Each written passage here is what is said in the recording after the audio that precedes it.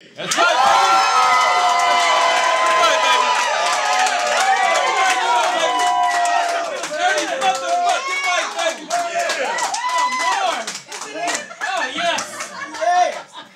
I thought you said, is it in? That is fucked up.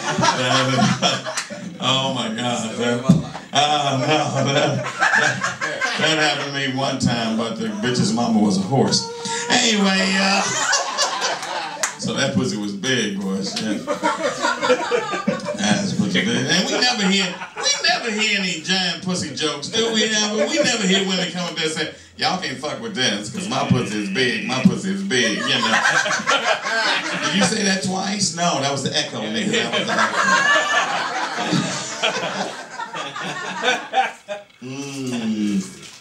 But it's something to be said about big pussies. It is. All right. Keep going, man. Keep going. No, they have an old saying down south. They have an old saying down south. Big girl, big pussy. Skinny girl, all pussy. So I don't know who invented that, but that hadn't been the case for me. So I'm fine with that shit. All right. What else can I tell you, people? I'm excited about today because, well, I get wine, and that's always a good time for me. And I get to celebrate Dirty Mike. Dirty Mike is a one-of-a-kind dude, y'all. Y'all don't know. Y'all say, oh, he's just a comic. Like, no, he ain't just a comic like y'all do. No, he ain't. Because he has a whole different philosophy about this shit. And I ain't figured it out yet, but... But no, it's a beautiful philosophy, and I love the way he creates his material. At first, do you remember when you first came to the Brainwash, sir? Yes, sir. I say, I did not understand you. I did not speak. I did not speak homeless. I did not understand you. I did not know what the fuck you were saying at all. All right? But by the next time you came back, you made a few friends, some of which didn't show tonight. And you made a few friends, and you learned to speak language like the rest of us. And man, fucking beautiful. Once I understand what you do, fucking beautiful. So, and I mean, it's kind of like, you know, like me. I really think that we look at comedy very wrong. We look at it in the whole, but you know what? I better not do that. Because then the shit gets serious. You know, when you start talking comedy philosophy, the shit gets serious. You know, people that go to sleep on you and shit. I don't want to get down like that. I will tell you this. I love the people here that run the what are we, dark room? No, I love the people. Give it up for the people that run the dark room here, yo. Yes. Thank you so much, sir. And thank you for your puppy. I love your dog. Yeah, I made her myself. I bet you did, Pimpin'. I bet you did. She looked like Frankenweenie. Yeah, she had that one eye like Popeye, baby. That shit is cool. Does she do the bark like that? No. But she should. She's nice and strong and shit. And she can hang in a mission with these Mexicans and lesbians. That's beautiful. All right. I ain't worried about her hanging with the Mexicans. I'm more worried about the lesbians because they're confrontational. Anyway, all right. And they'll cut you with a pill knife. Huh? Hello. And there's no defense for that. All right, so, people, I don't know about you, cats and kittens, but I'm ready for some show. Are you ready for some show?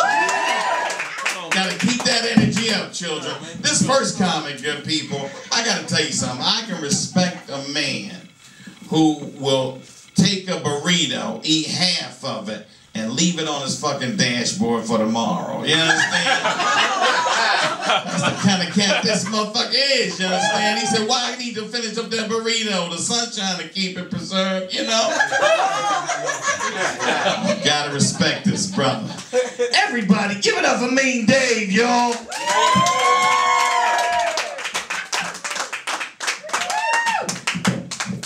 Man, he's just pissed because I didn't give him the other half. So, Tony loves food. He was lecturing me about it the whole fucking time, too. He's like, I mean, Dave, why do you... That's a burrito on your dashboard, isn't it? I'm like, yeah, Tony. Why, you don't keep burritos on your dashboards? You're clearly not Mexican. Yeah, I know you all. You all know me, so me and Dave, fuck you. We all know each other. Dirty Mike, man. Happy birthday. Yeah, right on. My birthday was yesterday. Right on. We're all me and Dirty Mike are Virgos. Also, little known fact, I don't know if you know this, but we're actually cousins. We're related through adjectives. So, him being dirty, me being mean. That's right. I gotta tell you, man, I'm not saying that there's, I'm hoping more people show up. I know Dirty Mike's more popular than this, but it is a little disappointing when the cupcakes outnumber the audience. But if Dirty Mike's friends are anything like Dirty Mike, they're gonna show up late, or they're gonna be sleeping. So that's what. Because he was actually, I booked Dirty Mike to be on my radio show last night. For those of you who don't know, I have a radio show on FCCFreeRadio.com called In the Meantime, Sundays 10 to midnight every Sunday. Yeah. Not a plug, it's a fact. Dirty Mike was supposed to be on it last night, and around about 11 o'clock p.m., an hour into my show, I realized I don't think Dirty Mike's going to show up. And I got a call from Dirty Mike explaining to me during my show why he couldn't show up, and I just said, call in on the air and give me your excuse why he couldn't make it. And he called. So literally, Dirty Mike phoned it in last night.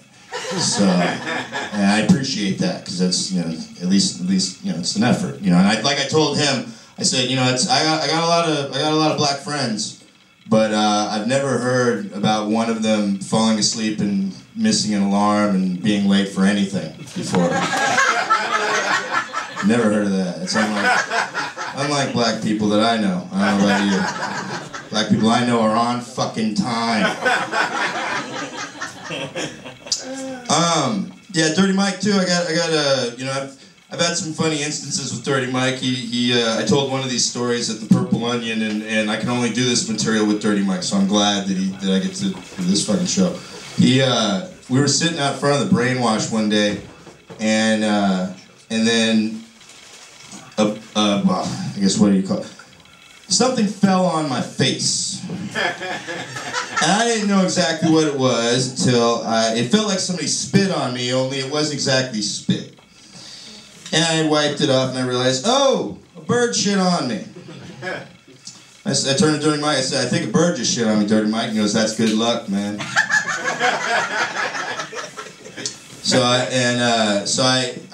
He proceeded to tell me that, yeah, in Asian cultures it's good luck. So I felt that was pretty cool. And then right after that, Lyle Behrens walked in front of me. I said, you know what? If a black cat crosses your path, that's bad luck. What happens when a black asshole crosses your path? Right? That's a Lyle Behrens joke. Come on. Lyle called me an asshole once, so Dave, you're an asshole. I said, but Lyle, if you were to take a poll around all the comedians and ask who's the bigger asshole, Lyle Behrens, me and Dave, I don't think we want to find the answer to that. If you would take a poll, who gets booked more? Lyle Behrens? That is true. He does get booked more. So, he is more popular. So where was I at? I was Dirty Mike, so yeah, good luck. Bird shit on my face. So be happy, you're rooting for the bird, dude. So bird shit on my face. Now here's the thing though about Dirty Mike. Not the most observant cat, because after I thought I cleaned all the shit off my face, I realized that there was a nice big heaping glob that was right here on the money shot, the bullseye of the Mean Dave, face shit, bird shit, dartboard, and it was there for about 5 minutes. And I didn't realize this until I turned to my other friend, who then informed me I had bird shit on my face this whole time. Meanwhile, Mike was gone. He took off after that, so I didn't get a chance to inform him that he didn't tell me for 5 minutes that I had bird shit. Huh? I can't see. Oh, that's true. That's true. That's true. Well, I can't tell, man. You got those sunglasses on, so I don't know if you're sleeping or awake. So I have seen him sleeping in front of you. We all caught it, man. We all look out for Dirty Mike. He's awesome.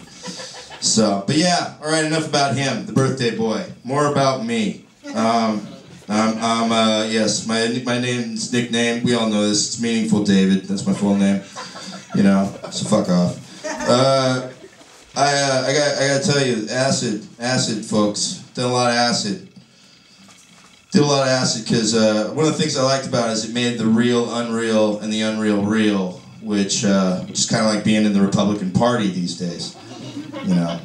Which when I realized, I was like, I'd done so much acid, maybe I'm a Republican and I don't know it. You know, because what am I don't know if you can tell by looking at me, but I got a lot of friends that are not exactly Republicans, and I'd hate to tell all my anarchist punk rock buddies, you know, hey guys, I gotta vote for Romney this year. I just found out I did so much acid, I'm a Republican. And the other thing is too is I don't own a gun, which is half the fun of being a Republican. You know, ask Dick Cheney. So, that's what I mean. Like being a Republican and not owning a gun is like being a gay dude and refusing blowjobs. You know, it's like strictly anal. Blowjobs are gross. You know, try to find one of those. Yeah. So enough about acid. I do gotta tell you though, I like weed dispensaries. There's so many of them though. I do want to start seeing an acid dispensary. So I think we should get on that stat. All right, you've been a great audience. We all in the community really don't like him very much. No, we do. He is funny as fuck, and especially very funny to white women. So hey, y'all are really gonna dig him, and you're gonna dig him half as much, Sugar Nasty, okay? Just half, all right? But white women love him, and I wish I had a build like him. I wish I had to act like him, because I, in some ways, miss white women. I do. You guys, wow, are very special. They are done. There's not like a white woman. Yeah, me. But I digress. Hey. This comic though, man, this guy has a really, really bright future. He is going to be the next Byron Allen, I'm sure. No, Byron Allen, he's a power person, you people. Everybody, give it up for my man Tremaine Webb. Come on,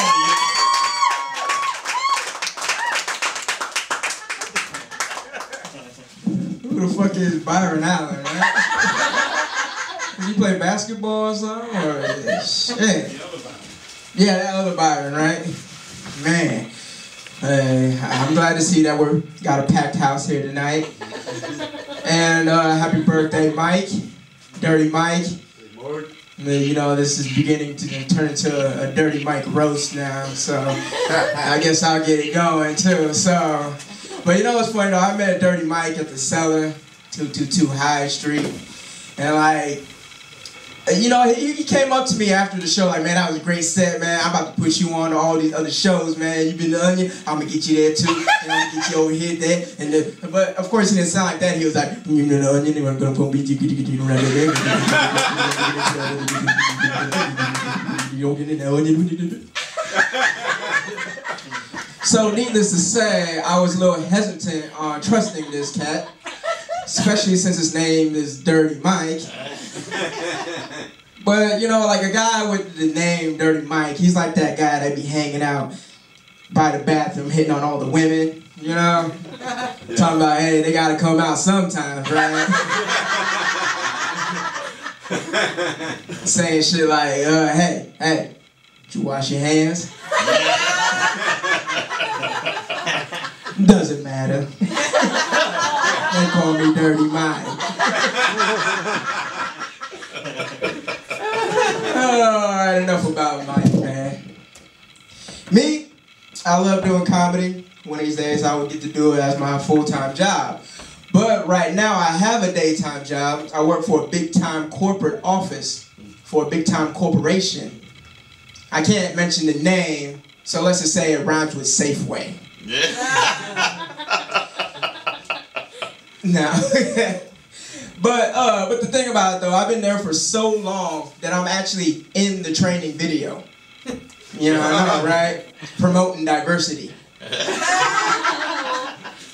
And like, it was funny because I had to try out for the part and everything too, man. And this is all I did, right? I had no lines and this is all that happened. It's like, here in the Safeway office, we promote diversity.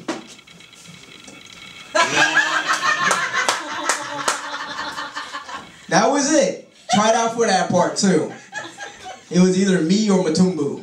But Matumbu's cheeks were all fucked up, so they're like, we can deal with a little gap in the teeth, all right? Let's get Tremaine on this one. But what I really wanted to do was be the sexual harassment guy in the video. Every workplace has that sexual harassment guy in the video, and I tried out for the part too. I know, right? I didn't get the part though, man. They told me I was too creepy. But the thing about that is, though, is when I tried out for the part, but they told me, like, hey, the line is, hey girl, you're looking pretty damn good today. And I didn't think that was enough. So for me, I added a little extra funk to it, extra little flavor to it, right? So I said, hey girl, you're looking pretty damn good today. Yeah.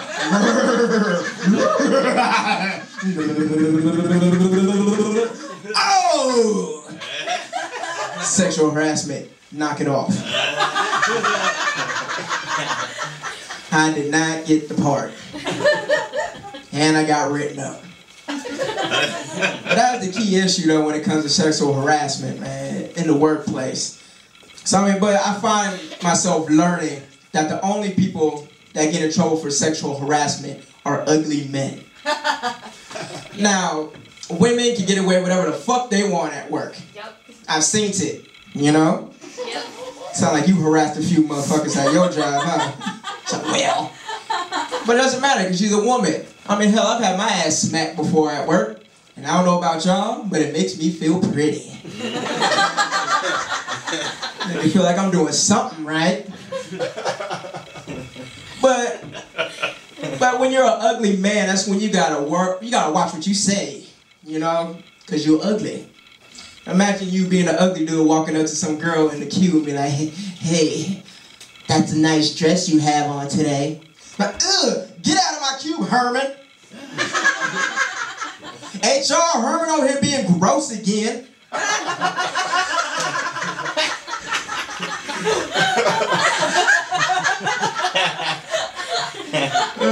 All I said was you had a nice dress. Yeah, but you said it with that face. I don't like that face. Sad, man. But imagine a hot guy walking up to that same girl named Tony. But around the office, the ladies call him Tenderoni Tony. Have him come walking up saying some foul shit like, hey girl, you looking good today. Look at that booty on you. Ooh, looking nice and round. I like to take a bite out of that booty sandwich you got there. And what does she say? Oh my God, really? Well, I have been working out and doing lots of squats and been wearing my Skechers shape-up shoes. I know you got the same pair, right? The doctors say they don't work, but they do, girl. I mean, they lift and separate the booty cheeks, right? Yeah, huh? Oh, man. I got one more minute, but I don't really do many nasty jokes, but let me do one real quick. I've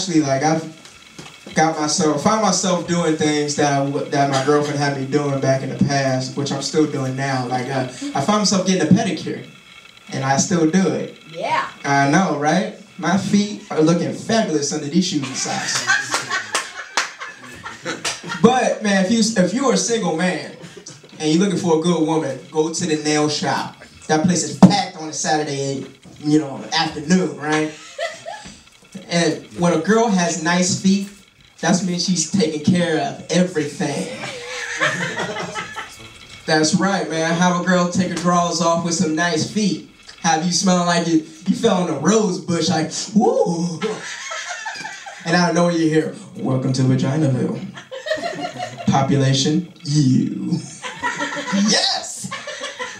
Made it to the Ville. The Ville. But try having a girl take her drawers off with some fucked up feet. A whole different ball game. Have your room smell like train smoke. And out of nowhere you hear, welcome to Stankonia, bitch. Population, everybody. Alright, man, I think I grossed you guys out enough. My name's Tremaine Webb.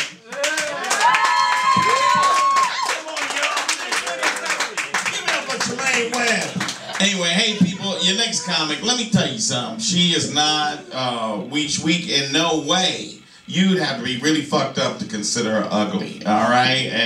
Or you have to be a pimp trying to fuck with her self-esteem, alright?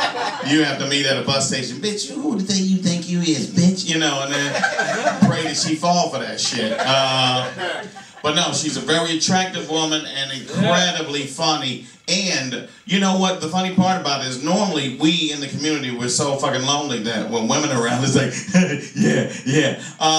And we just care about how they look. But no, this woman, she really has a great fucking act. And we all love her for her act more so than her beauty. You understand? We do. You met her before, ain't you, Pim? All right. Here we go, y'all. Give it up for Leslie Small. Come on.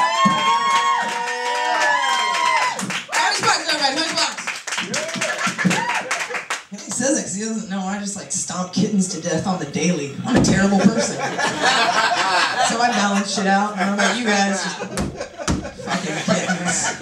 I think they're just gonna be all cute and shit. Nope, not on my watch. Nope. How we doing, Dirty Mike? Happy birthday!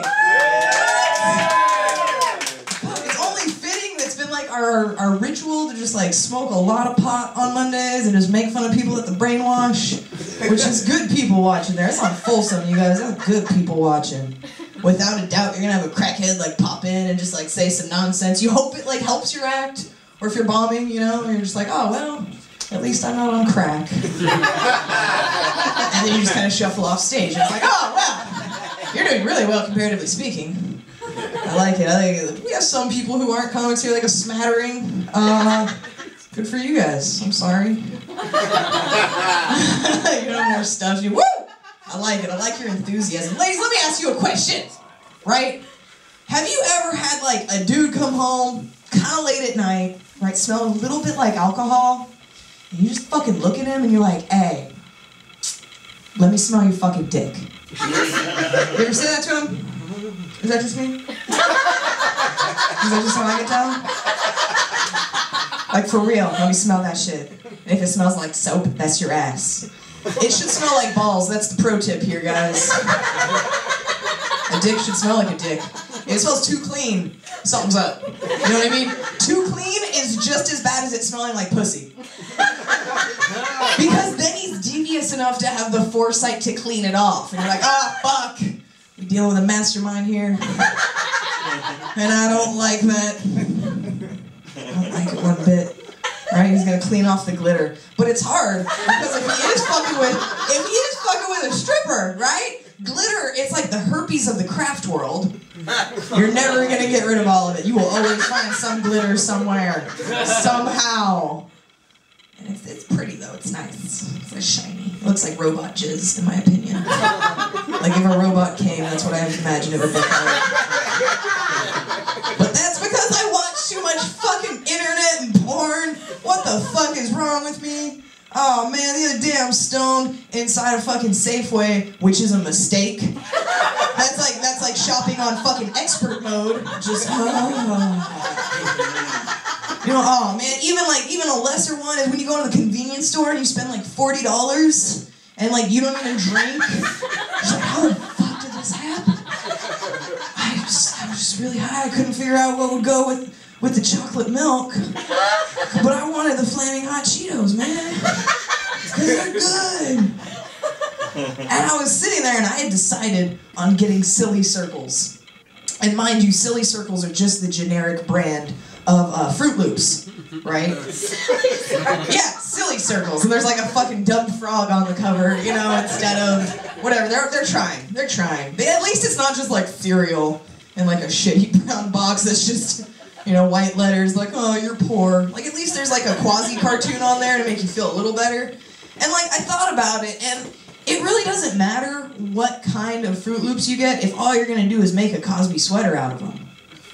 Oh, what's a Cosby sweater? I'm totally glad you asked. A Cosby sweater, right, is when you take an entire box of Fruit Loops, or in my case, Silly Circles, right, and you consume that motherfucker, all of it, which in and of itself is a feat, right? Then you're gonna need to find someone to have vigorous coitus with. Vigorous. The key here is to be on top. Because at some point during said coitus, what you're gonna do is you're gonna vomit all over them on their torso. Hey, covering their torso much like a sweater would. Right? But if you take the time to appreciate it, you'll notice that it's the exact same color as Fruit Loops and it doesn't even matter. That you went with the Silly Circles. So there's that. For you to think about. Is that lovely? What? And that's just weird porn, you know? That's just like, it just gets a little weirder. And I feel like porn is so almost mainstream now just because it's everywhere, right? It's in everything. And it like shapes the way we look at things that we don't even really notice as much. You know, like, as a female, walking out of the house in fucking pigtails is a mistake. Right? Because you just get eye fucked by every dude you go by. It doesn't matter, like, you could have the unfuckable trifecta of, like, Crocs, sweatpants, fanny pack, boom! You know? But all of a sudden they see those pigtails and they're like, she likes to party, you know? They're giving you, like, this move, right? Oh! And it fucking just, it makes you just feel so pretty. You know, because you have sweatpants on, so you weren't expecting that kind of sexual attention. And besides that, I feel like one way more obvious way that it's dictating the way we do things are our pubes, right? It used to, like, I watch a lot of old school porn, guys, because that's where the awesome stories are. We're not getting the same stories or music in this porn. Bow wow, this guy knows what I'm talking about, you know. What's up? And, like, here's the thing. I feel like the grooming guidelines used to be like, all right, fuck, just make sure no one's gonna, like, trip or choke, and we're good. You know, just brush the debris out of it for the up-close shots. Other than that, we're fine. We're fine. Now, fuck, man, you gotta fucking, like, wax it and glitter it after you bleached it. And what the fuck, guys? When did we have to lure you into our vaginas? When did this become a thing? I thought the vagina was the lure. Like, that's what I grew up understanding, that, like, that in and of itself, you didn't have to fucking sparkle it. You didn't have to make it awesome. Bedazzle it. Why would you want to put hot glue on your vagina anyways, right? What's wrong with you women? Fuck. And, like, you know, they'll tell you, like, oh, you know, it hurts to get waxed. It hurts a little bit. It hurts a little bit. Bull fucking shit. I swear to God, they pull your soul out through your pubes. Like, ah! And she just, like, screamed. I don't know why she screamed. And she was, like, holding it up. And I just checked to make sure there was no clitoris on there. There was no permanent damage done to my sweet vagine. And I was like, I'll just take the reverse mohawk look for today. That's enough.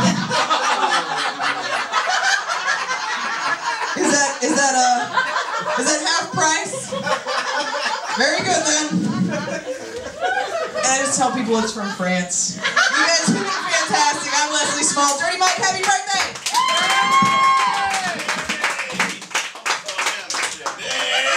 Come on, y'all, give it up for Leslie Small. And I'm so glad that ladies are free to talk about their pussy now, man. That is so free. I personally don't like shaving at all. I like the bushier the better, because I like Easter. You want to find that shit, boy. Hair's there for a reason, good people. Why? What's the old joke? The hair covers up the hook? Yeah. But apparently you fuck with the wrong dudes, and if you got to do all that maintenance to your pussy, you need to go. That new generation. I know, it's not new generation. You need to fuck with some brothers, that's what it is. Because brothers won't give a fuck. They be like, yeah, shit, please. I don't care if I see a baby's arm hanging out. I'm ready to fuck that. Baby's on, keep swatting your dick away. Like,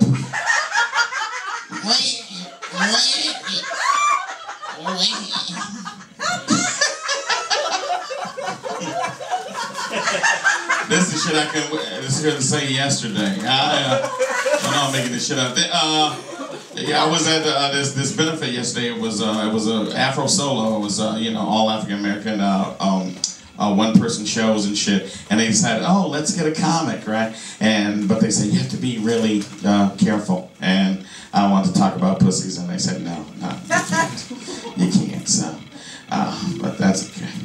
That's okay. I bet if I was gay and doing some gay shit, they would have went for that. They like, let's tell us about how it is to be gay and black. Tell us, Like, no, you can pass on that bullshit, bitch. I'm not gonna do that. All right, everybody, your next comic.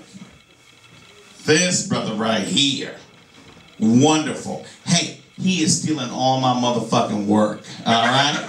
Because not only is he a tremendous comic that really understands the dynamic of an audience, this brother is a phenomenal host, people. I really love his work. I really love what he does. One of the things I don't think you cats know about, the very first time this brother ever did stand-up comedy, who did he open up for? You know who he opened up for? I don't know. Who'd you open up for, man? Dave Chappelle. He opened up for Dave Chappelle, people. Yeah, y'all, did you know that, Letty? Oh, see? Hey, all right. All right. So this brother carries a lot of clout. I really love and respect him, and I say that only in public. No, I do have a lot of love and respect. Please, y'all, give it up for Chris Riggins. Yeah! See, we going for Tony Sparks. This mic is about to come on. Screw what the fuck. Hey. By the way, y'all, give it up for me. It's my birthday too. That's all I get. Fuck y'all. No, seriously.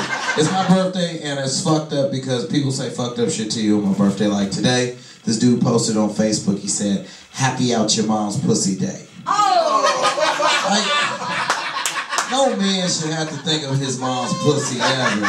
But especially on his fucking birthday. Like, I want to think about my wife's pussy. I was thinking about Leslie's pussy. I don't want to think about my mama's pussy because then I'm going to start acting weird around her on my birthday. Like, ugh, could you get a C-section or something? Why you got to be all nasty and she not your fucking snatch? That's fucking gross. My daddy been all up in that shit. That's nasty.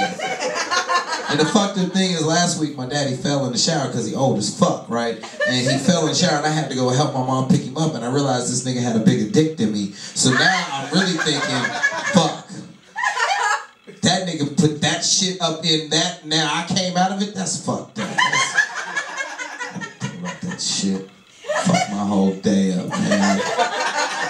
It's fucked up. It's really fucked up because I got a daughter whose birthday is in 9 days, and truthfully, you get like, my birthday was over about 12 noon. Like, you know what I mean? Like, it was over about 12 noon because everybody was like, "Hell, happy birthday. What are you doing for the baby's birthday?" Like, but fuck that bitch. She don't do shit. She ain't like she can drink or nothing. Like, she don't give me shit for my birthday. Well, I gotta go out of the way and get shit for her. And she hella rude because like I'm saying, "Hey, tomorrow's my birthday. What you gonna do for daddy on his birthday?"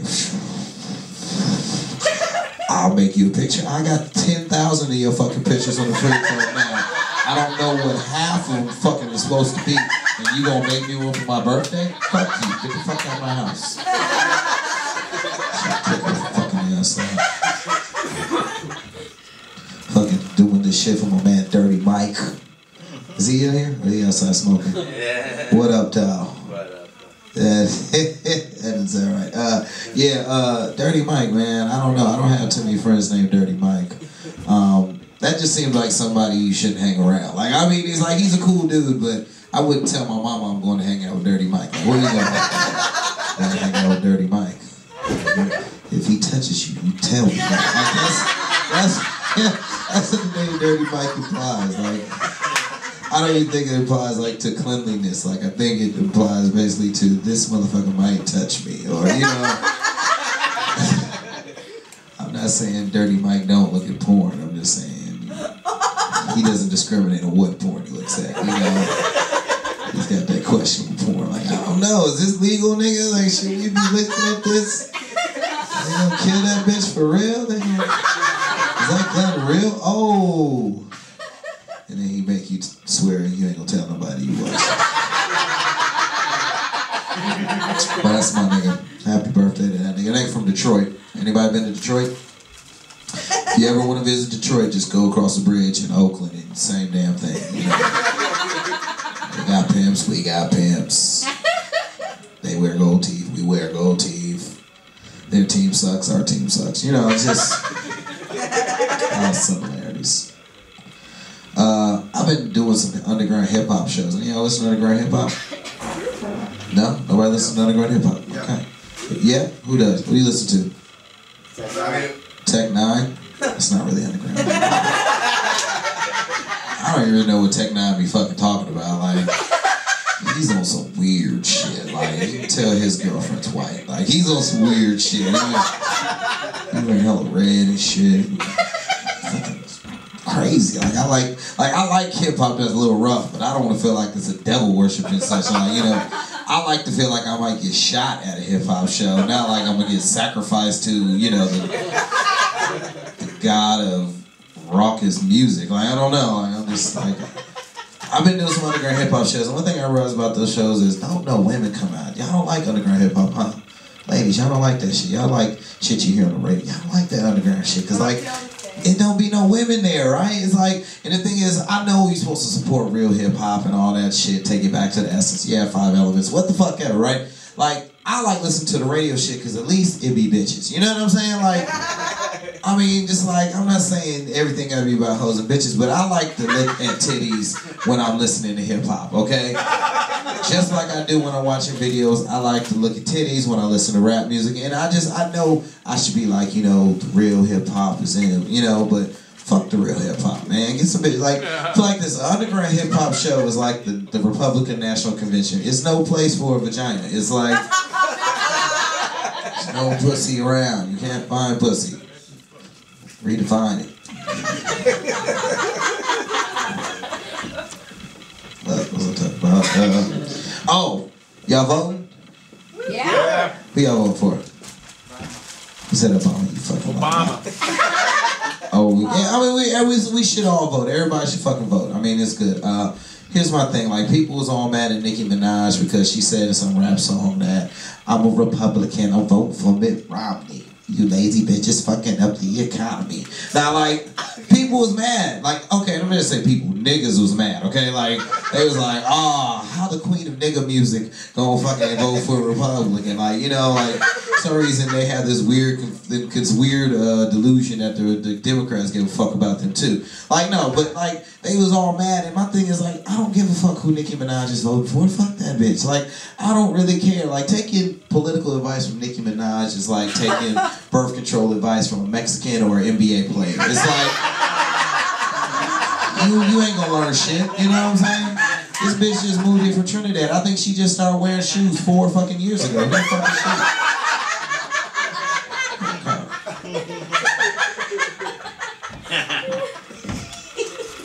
So, I'm married. I don't know if anybody's married. It's awesome. I like it.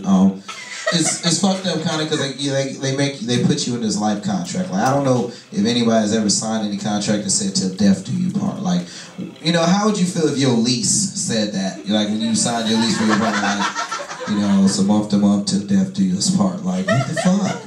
I'm about to fucking blow this apartment up. Like, you know, you can't. No other contract is like that. It's fucked up. And the thing about it is, it's like, I'm actually kind of looking forward to the death do us part. Because I want to die first. Fuck that shit.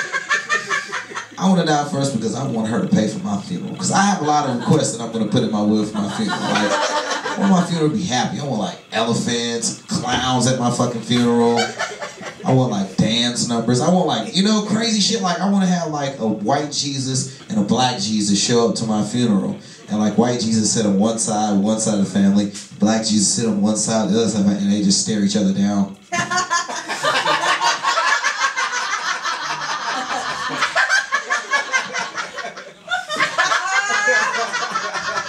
And then like Mexican Jesus comes through with the weed. It's like, let everybody know Jesus got the good shit.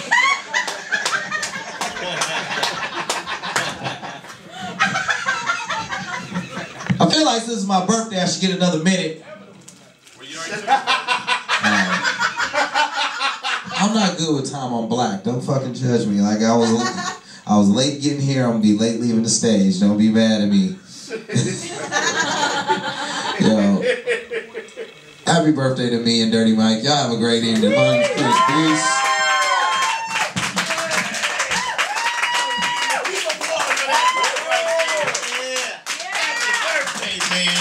I'm sorry. I forgot I said happy birthday to you on Facebook and then I fucking forgot, man. I fucking forgot after that. The only reason I don't want to vote is I think they track a motherfucker that way. Don't they track you and shit by voting? I'm actually registered, but yeah, I'm trying to wait till the shit expire. I keep trying not to.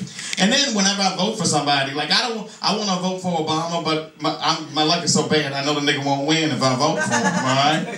So that is just so sad. Oh my God, that is so sad. All right. And who gives a fuck anyway? These people make money. They're not in touch with what real poor people need. Do they? They don't give a fuck, huh? I think, see, I'm gonna sound like a communist now. And you know, I used to live with a communist in New York City. I did years ago, and she was filthy. It didn't matter that she was communist or whatever. She was just a nasty person. It was just nasty. I had to clean up after her. That ain't right for a woman. All right, so that ain't woman. She should clean up after herself. Don't you think so, sir? Don't you think so? Yeah, there you go. I think so too. All right. I'm drinking that wine, so the wine, it started talking to me and said, just relax, nigga, relax. That wine said, slow down, pimp, and just don't, you know what I'm saying? This wine. I miss dating white girls, because see, you give me a pill with my wine, baby. And I'd really be fucked up here. Yeah, everything be all agreeable. I mean, be like, I think I saw a unicorn in the back. He was pissing and even made like a rainbow in the toilet. I be all fucked up and happy and shit, you understand? And then we go home and we fuck. We put on a movie and we fuck this and we see if we can fuck as long as the movie is on and shit. You know? Oh, I love you, son. I used to love doing that. Right? Oh man, that was so great. Anyway, and then about 3 in the morning, I leave her trailer. All right. I'm always scared when I go over to Trailer Park Women's House because if you know it's every zombie movie, the zombies go to the trailer park first, don't they? I figure the zombie gonna be looking for motherfuckers, boy. Trailer park people must be fucking delicious. The zombies be coming straight to the trailer park. Like, hey, what's wrong with Paul? You know, like, But you know what? I think if zombies ever attack, it's gonna be a whole bunch of fat zombies because those are the people who can't run. I know I can't run. There's gonna be a lot of fat zombies just, trying to run. And they're gonna be hungry. Fat people hungry. They're gonna be hungry in the afterlife, baby. They are. All right. So hey, here we go. You got oregano? Anyway, you should look like oregano in that movie. I know. Don't put that on my pizza, baby. All right. Hey everybody, your next comic. This young man, I have not seen this young man in a long time. I can tell you this about him that I really, truly love. Because I'm drinking water.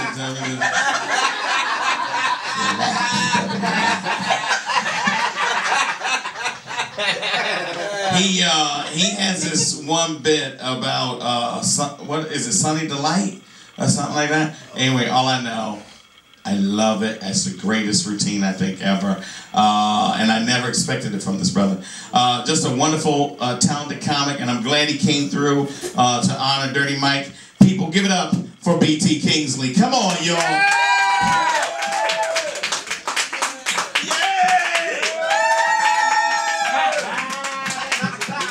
Cool shit back there. I just grabbed some shit. I'm like, yeah, black ass gloves. That'll work. You know what?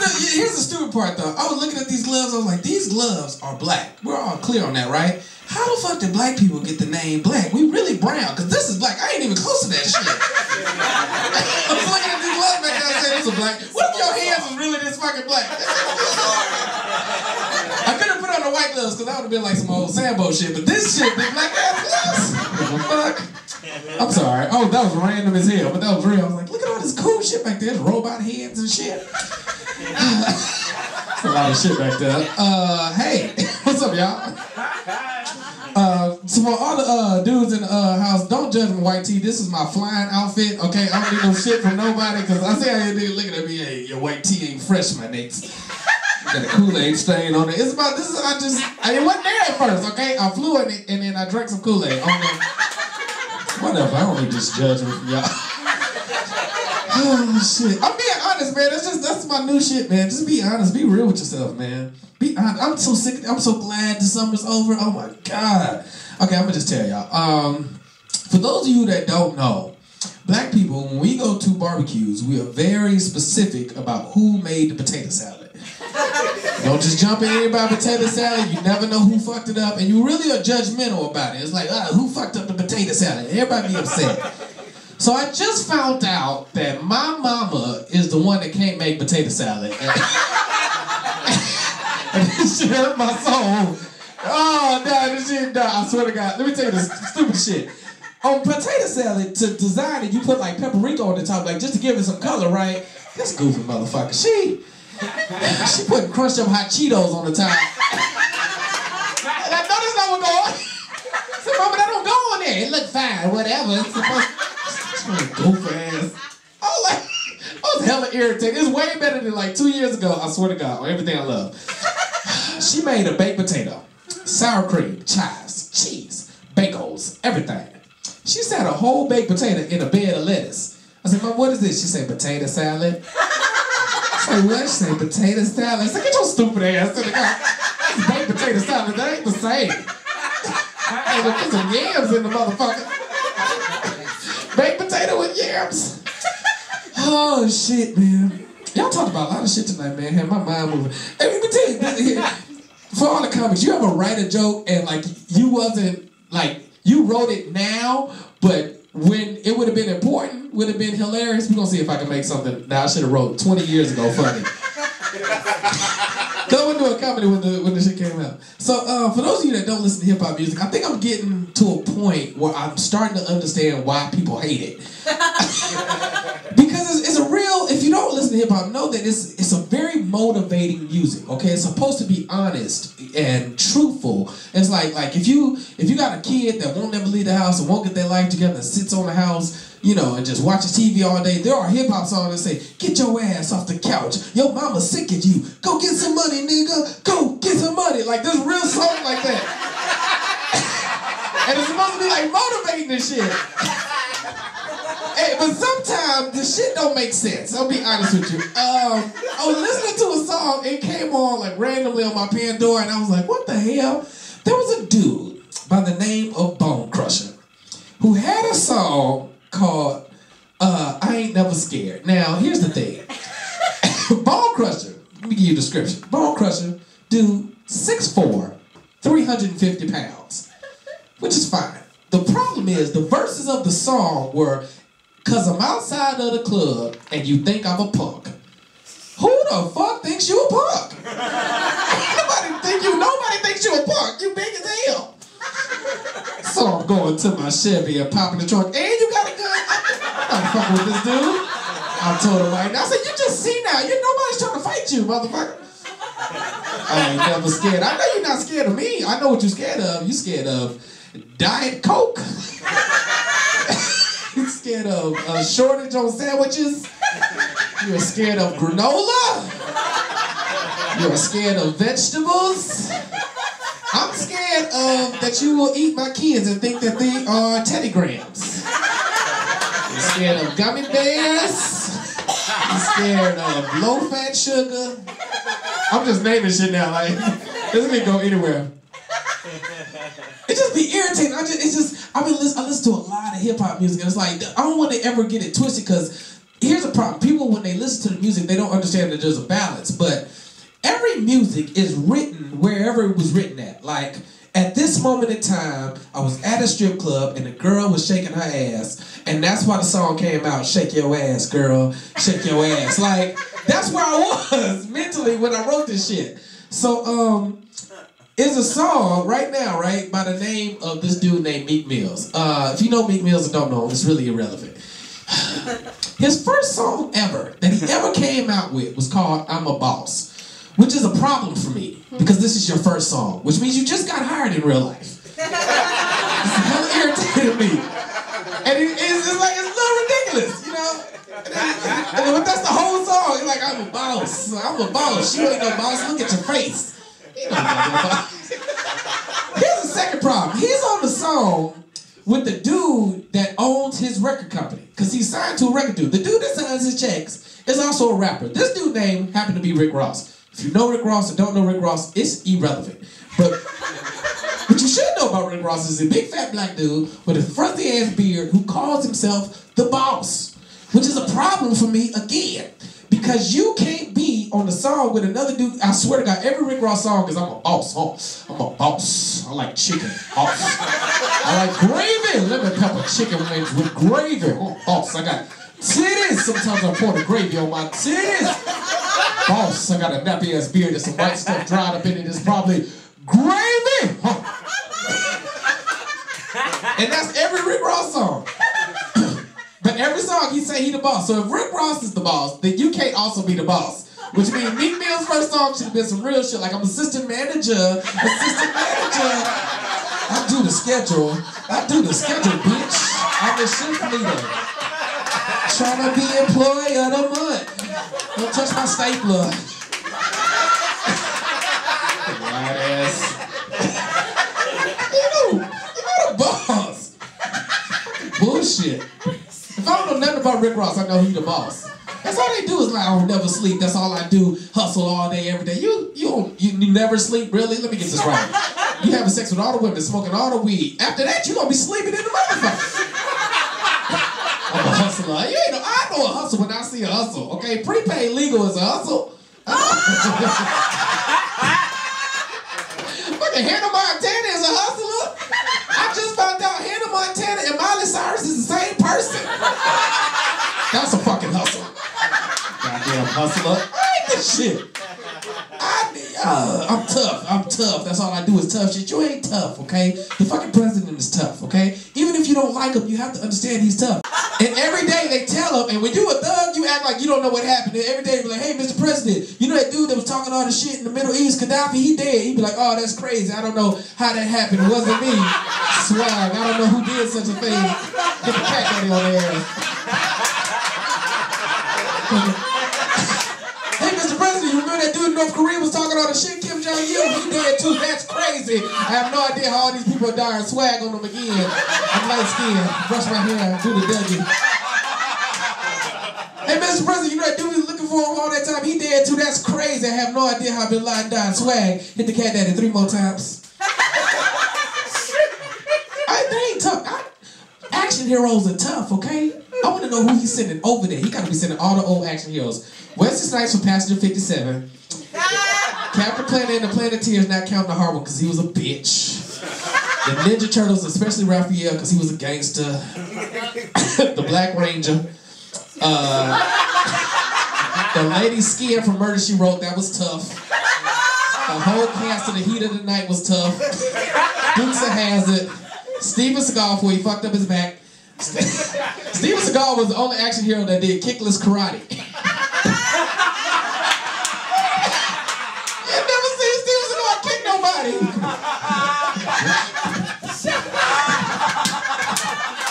Get your ass out of here, Steven Seagal. Oh, I almost kicked the shit out of your ass. So I came here just to celebrate my boy's birthday. Y'all keep coming to the club, supporting it. Holler me on Twitter, Kingsley. Appreciate you.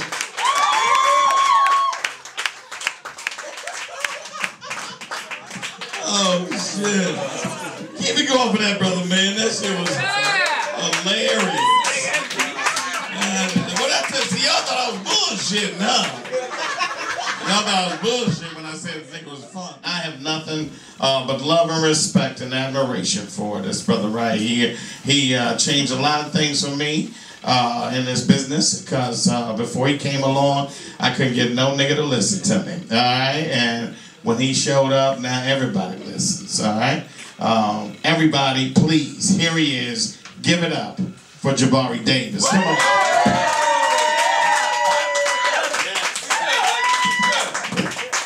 Shouts out to Tony Sparks, baby. Give it up for Tony Sparks. One time.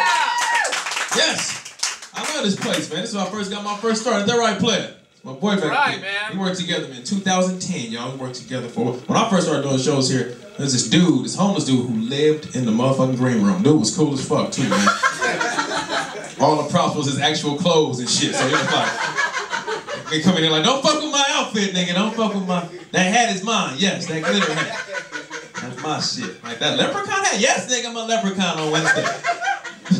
He walked behind me, just turned out to be a Filipino midget. And I was like, all right, this is some crazy shit. Nigga pushed me, he's like, Duda! Like, nigga, hold on, nigga, wait your turn. You know that Ewok sound, Duda. That's that, I got that from Lily Beth.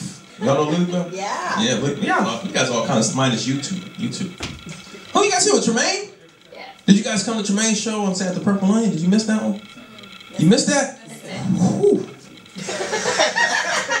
Man, that shit was magic, baby. That shit was magic. We here celebrating Dirty Mike, though. D-Mike, where you at, baby? Smoking weed. Yeah, Dirty Mike. Dirty Mike, the only nigga that miss his own party, huh? Dirty Mike, mother. He probably put some change in the meter, got his skateboard parked outside. Dirty Mike, the only nigga that valet his skateboard, huh? That nigga feel like... Here, park this, nigga. I'm so sad he ain't here to hear this though, man. That's my boy, man. That's my dog, man. We did a lot of shows together, man. This year, I remember Dirty Mike. I first started hearing about Dirty Mike in New York. When I used to go to New York, Dirty Mike was a comedian living in New York at the time. So I heard a lot of stories about him. Motherfuckers like, man, you know Dirty Mike, man, you know Dirty Mike. Like, he know you, man. He know you from San Francisco. I'm like, man, I don't know no motherfucking Dirty Mike. And I was like, asking him, like, where he live? He's like, oh, that nigga live on the A train. Like, okay. That nigga live on the train? Like, yeah, Dirty Mike live on the train. Remember that? Dirty Mike asked you where you live? When I finally met him, it turns out that I introduced Dirty Mike first. I was Dirty Mike's, I was the host at the Brainwash one day when Dirty Mike happened to come into town doing a show here with this other comic named Paul Marino. And they stopped by the Brainwash. And it was his first time doing stand-up, and I introduced the nigga. So how ironic is that? You know what I'm saying? And now he introduced me. Now he do the pre-show at the Onion. Seen the man grow on stage. Man, I seen him actually grow with just like how he dealt with non-black people too. Like, nigga, I matters now. You know what I'm saying? Like, Dirty Mike used to be ready to take off on anybody and shit. Like, what's that? Slow down, man. Like, man, fuck, I don't like these white people, man. They saying hi to me and shit, nigga, I don't trust them. They smiling and shit, nigga, offering me food. One white lady offered to take me home and give me a bath. Fuck that bitch, nigga. She know I don't be bathing, nigga. I swim in the pond, nigga. One of them free niggas. Dirty Mike got you. Dirty Mike one of them real niggas. You know what I'm saying? Like, if you stay at like a campsite, he like making his own. Like the nigga walking around with a robe on. Like, nigga, where's your motherfucking motorhome? Like, nigga, don't trip, nigga. You see that raft hooked up to that generator? That's my shit, nigga. I'm ready for Noah's Ark, nigga, 2087. He's a real gangster though, man. You're a real nigga from the D. That's what he love to say. He really is though, man. You know, shit. Man, before Dirty Mike came in, it was no real niggas in the city. Like, you would find me like, I just go through real nigga withdrawal. You know what I'm saying? Like, I be in a Tenderloin sitting on the ground sharing a Subway sandwich with a nigga like, man, what's cracking, money? Because only the homeless niggas are real. Like, nigga, I know you was the shit in 87, Milton. Like, nigga, what's it? Tell me about it. Tell me about 87, nigga. I had a hard time finding real niggas in the city. You know what I mean? Before Dirty Mike showed up, man. Like, I was getting lonely, man. I was doing desperate shit. You like, I'm sending out all kinds of shit, like homing pigeons. Find me a real nigga. You know what I'm saying? I wrote a letter to the NAACP. You feel me? I was like, come on, find me a real nigga. Then one day this nigga show up. You know what I'm saying? He was like Black Jesus too. Nigga rode up on a skateboard on 22s. You know what I'm saying? Like, nigga, skateboard on 22s? Nigga, like, okay. A little ass skateboard too, like a big ass, like rollerblade. You know what I'm saying? Like they can only put 1 foot on it at a time too. Like personalized size 10 and a half. Like you got a 10 and a half on 22s? Nigga, that is amazing. Oh, my nigga Dirty Mike, man. We done been through a lot of shit, man. We been through a lot of shit. My nigga from the D, man. Y'all clap it up for him, man. It's his birthday, man. Give it up for him. And he made it to 37 with no felonies. And the sad thing is, that's an accomplishment for black people, for black men particularly. If you make it past your 30s with no felonies, you accomplish some shit. That's like equivalent of a white dude's PhD. You know what I'm saying? Like that's even right there. You know what I mean? Like a brother with no felonies and a white PhD, that's like neck and neck. You know what I mean? Like God let both of them niggas in. Like, okay, y'all cool. You both made it. But I like to top that though. Like I'm one of few brothers with 2 kids, multiple kids by 1 baby mama. So clap it up for me. You know what I'm saying? Clap it up for me. I know, see, like, when you're a black man, you gotta take the small victories. You know what I'm saying? Like, you can't say, yeah, my company did well this year. That's shit you don't really hear brothers say. You know what I mean? So, we take the small victories. Like, yeah, nigga read 2 books last year. Clap it up for me. And 1 didn't have pictures, nigga. 1 didn't have pictures. You know? But it's serious, though, man. Like, for me, man, like, you know, like, somebody's phone? You got it? Go ahead.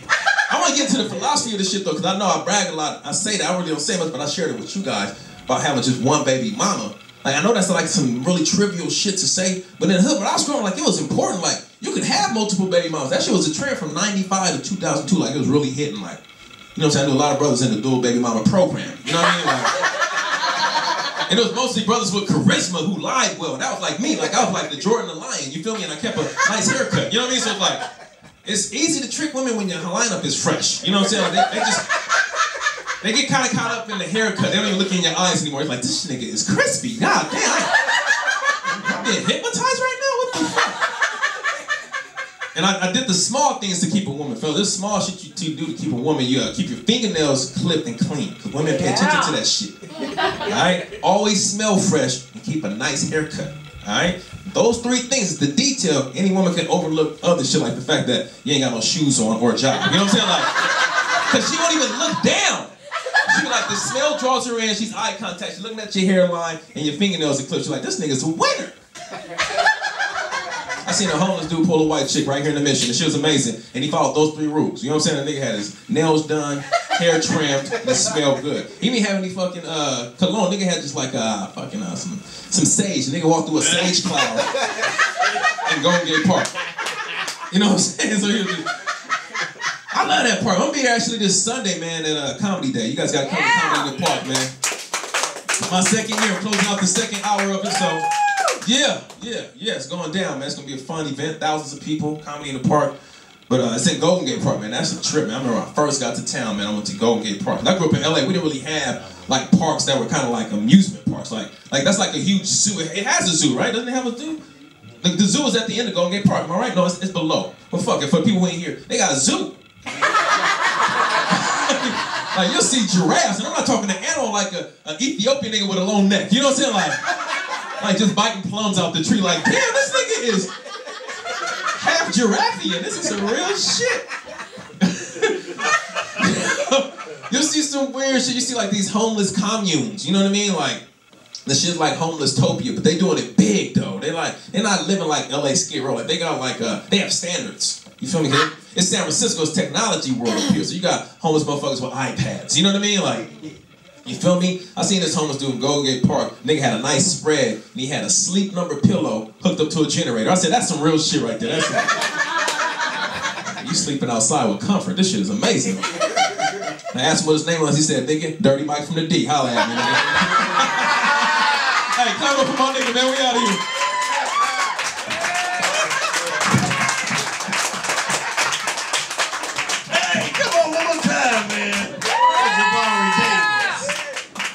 It was beautiful, man. That was beautiful. Hey, everybody, dig it. This next comic, a lot is not said about comics being driven and being hungry and really wanting it. Anything. Hey, y'all niggas shut up in the back. Shh. Shh. In the back, y'all. All right. Hey. very little is said about actually wanting something and working very hard to achieve it. All right.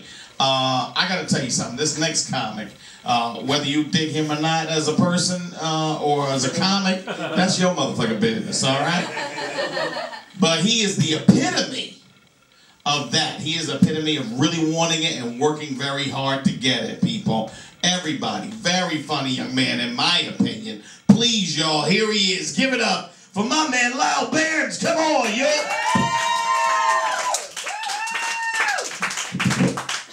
Hey, Tony, do people not like me? Why you say that? People don't like me? But this is news to me. Like, this. Send me all that shit, like, oh, catch me here. Headlines. You know, I do headline a lot. No, I'm gonna be headlining this. So all them likes was fake? Shit. I heard it's all good. Here for the birthday boy. I remember, I like to share some Dirty Mike memories right now. I remember the first time I met Dirty Mike. First words to me was smoke, nigga.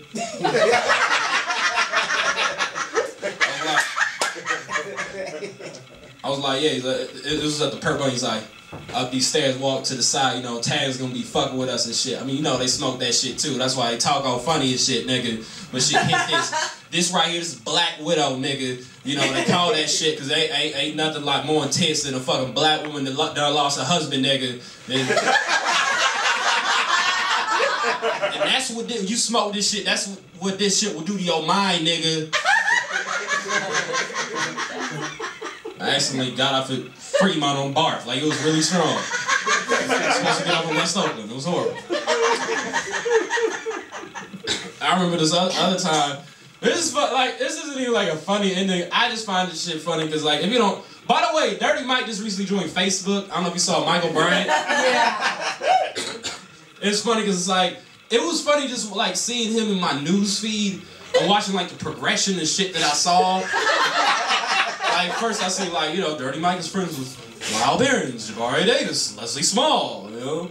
And then, like, I see Dirty Mike likes big booty ebony models.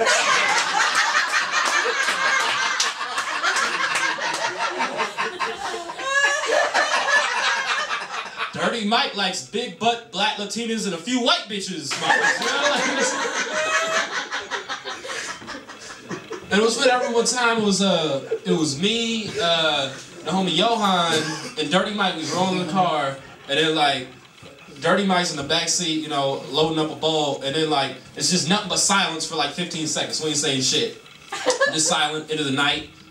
And then on the radio, like we listen to KD and this dude says, yeah, because I like the girls with the fat old asses. And then Dirty Mike just out of nowhere says, that nigga know what the fuck he talking about, nigga.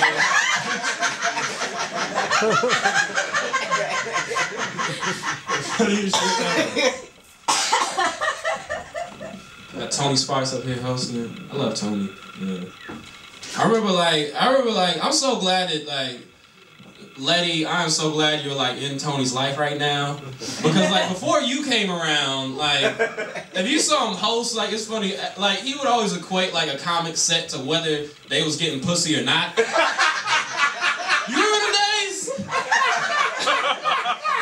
Like if you had like if you just said like if you had like a good set, Tony be like, oh those are that's a very nice watch. I'm sure you were just murdering you have her pussy looking like the Raiders just beat, you know what I mean?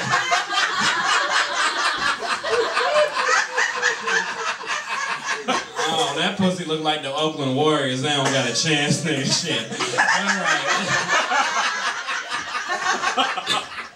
And then you had like a bad set, Tony would be like, I remember like the first time, like I did Brainwash, like I did really fucking well. Then the next time, same material, I bombed, and then I remember the show, he said, please give Lyle some love, because he ain't getting no pussy. He's like, what? Well, last time I was getting pussy, now I'm not? Like, I can't have a bad set and still fuck? Like, this kind of thing is not bad.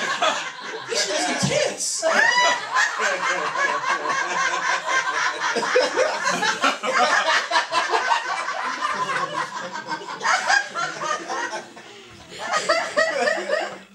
And I remember one time, this was fun. This was funny, and it was funny because Letty was right there. I remember like I was on stage and I was doing like impression of Tony, and then I said to Tony, "Oh, you ain't getting no pussy." and then Letty cracked up, and then Tony said, "Hey, I never do."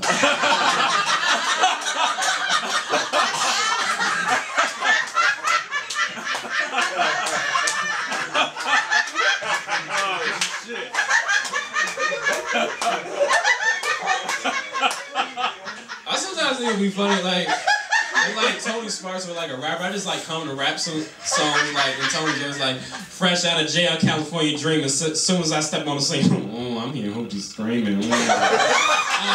Feeding for money and alcohol, the life of a West Side player. What cows die? Cause it's strong ball. Jabari Davidson here. Jabari, I remember when I first met Jabari, like, I don't know why, I thought Jabari didn't like me.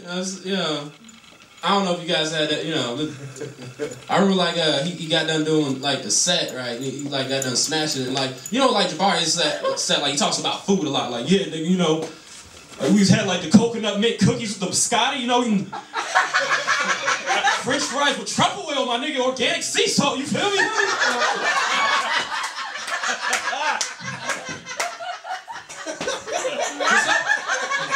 Oh, Tremaine, can you move up here for a second? Tremaine, real quick. Alright, hold up. You feel me, nigga?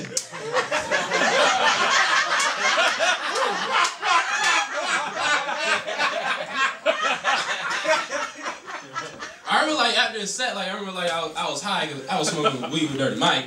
I was like high, so I was hungry. I was like, yeah, Jabari, like, yeah, man, I have to listen to you act, man. This has got me more hungry. And he looks at me and says, "You alright, Lyle?"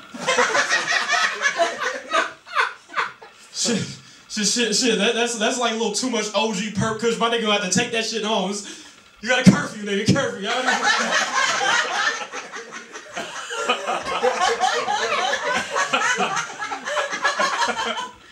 Yo, take that in. We don't need a young Planters Peanut Young Money run right here. Remember you comment on Facebook? Jabari on Facebook, he said I look like the Planters Peanut Man if I was signing Young Money. I even fucking liked it. That's just fucked up.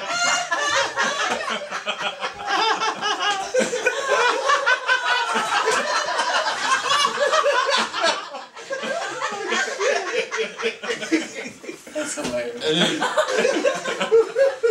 And then Keon left the comment and I was like, I mean, like, girls, like, they're always paying me attention.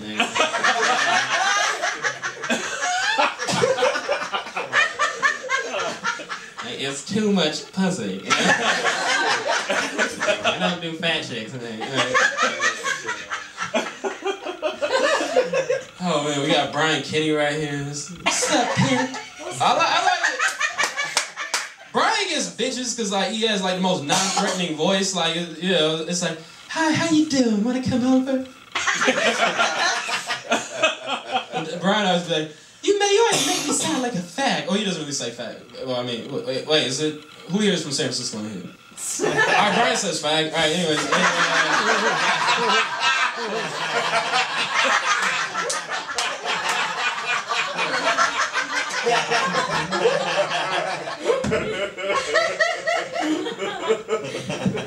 Oh, this shit was fucking fun. It's the only thing that's that I realize now that if no, that's fucked up. I shouldn't say that. Alright. No, why not? I'm just like the only thing is like just from like the turnout here tonight. Like if you think about it, just looking at the turnout tonight, Dirty Mike would not be able to do a Purple Onion show just from like.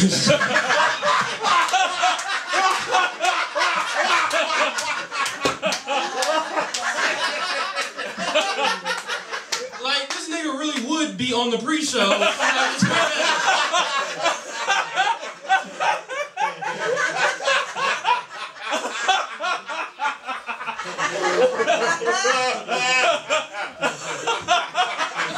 Oh shit.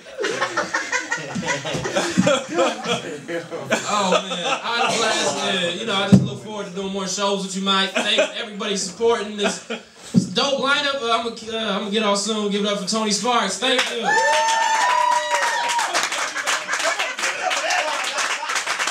Let him feel it. Give it up for him. Give it up for him.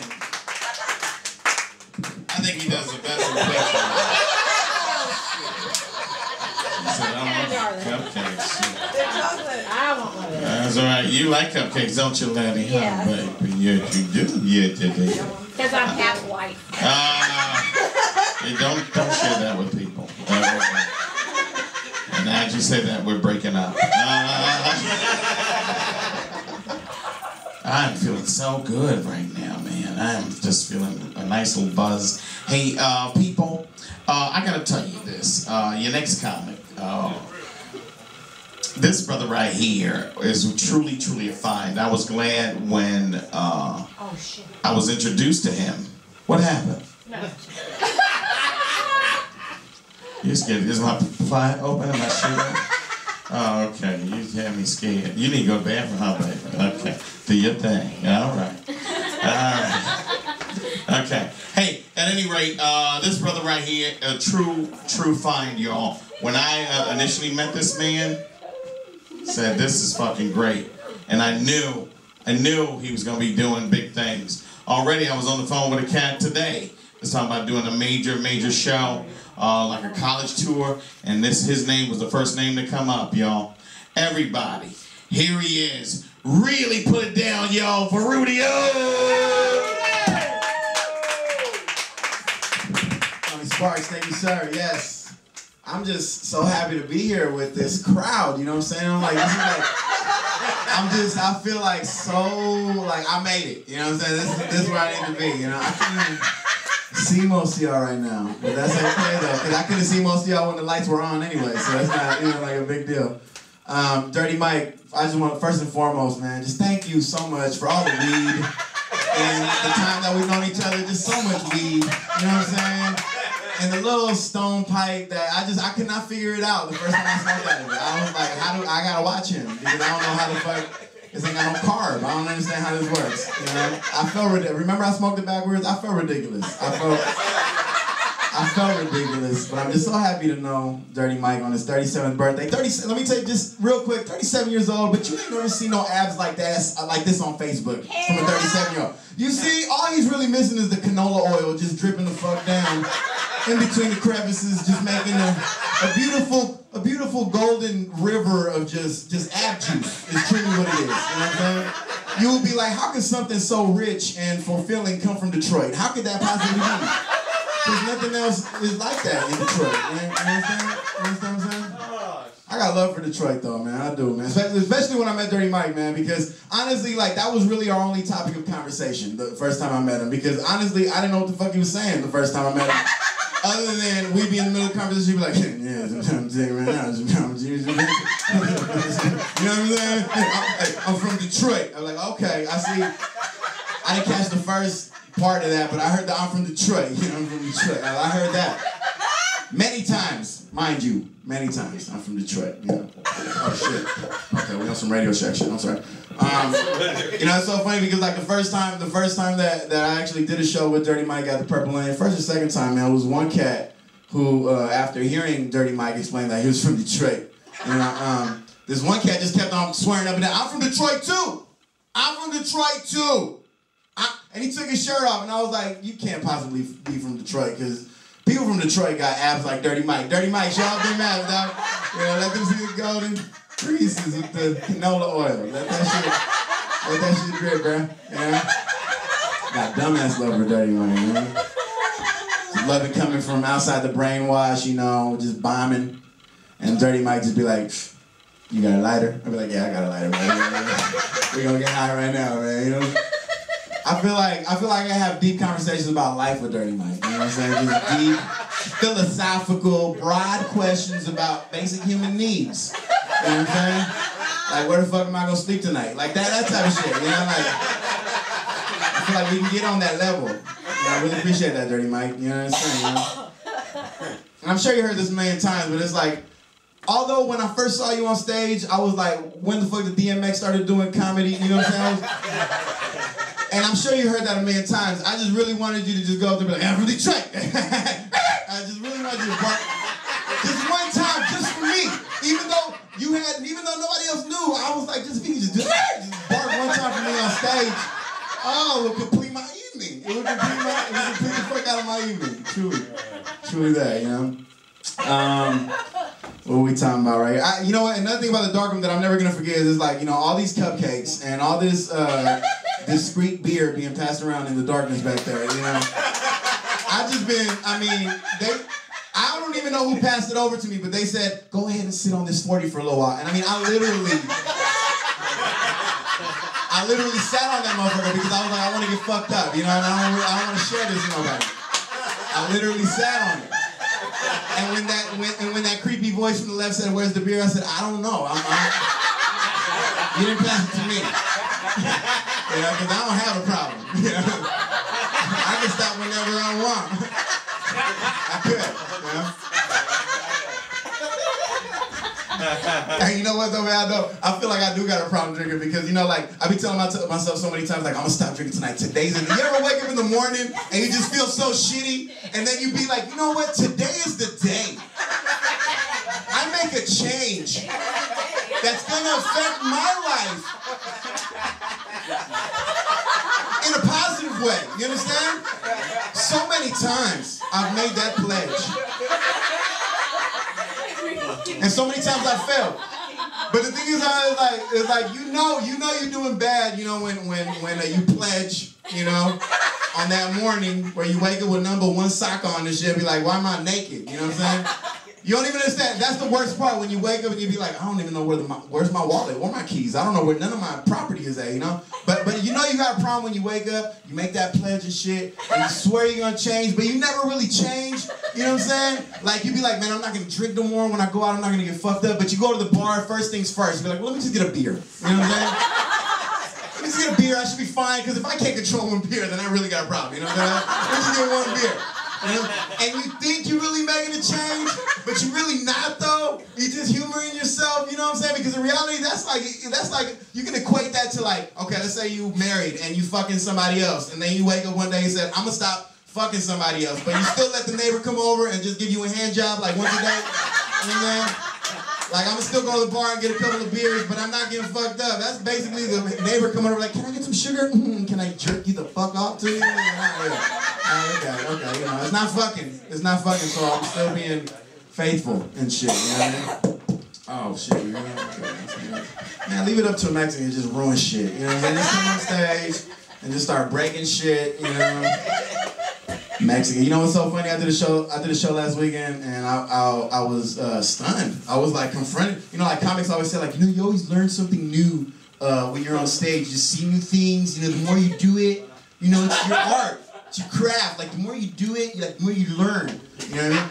And I was confronted by a situation I had never been confronted with ever before. I went on stage, and I was like, "What's up, everybody? Getting that? Yeah, we having a good night.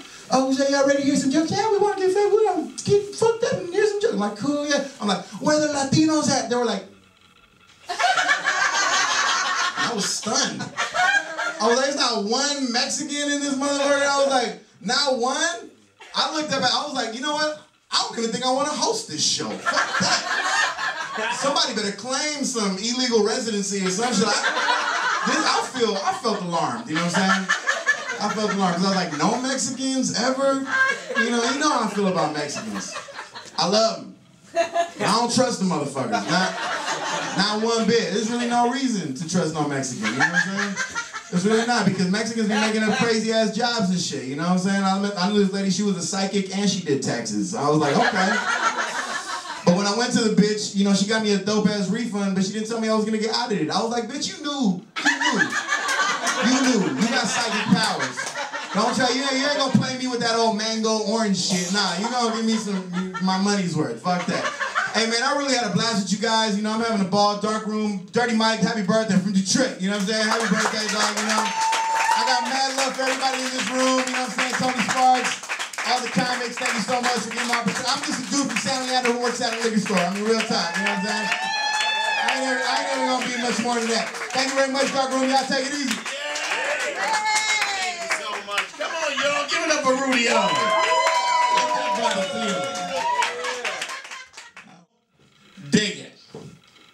It's time. Man of the evening, y'all. All right? This brother's birthday. Let me tell you something, man. Like I always say, there's nobody like this guy. Nobody at all. People really, we all in the community love and respect him. Now it's your opportunity. Really give this man major fucking applause. Here he is, y'all. Give it up for the birthday boy, Dirty Mike. Come on.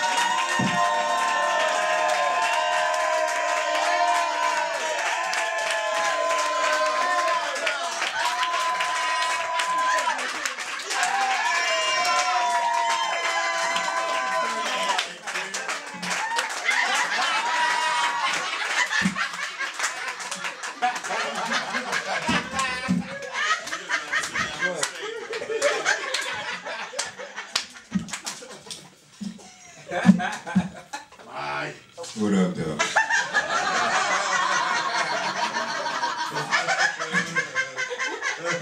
Why they don't put a motherfucking split right in the motherfucking middle of the goddamn curtain and shit, dude? I'm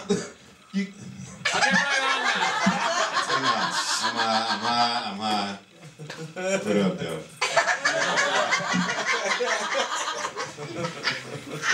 I'd like to thank everybody that showed up, including the motherfucking ghosts.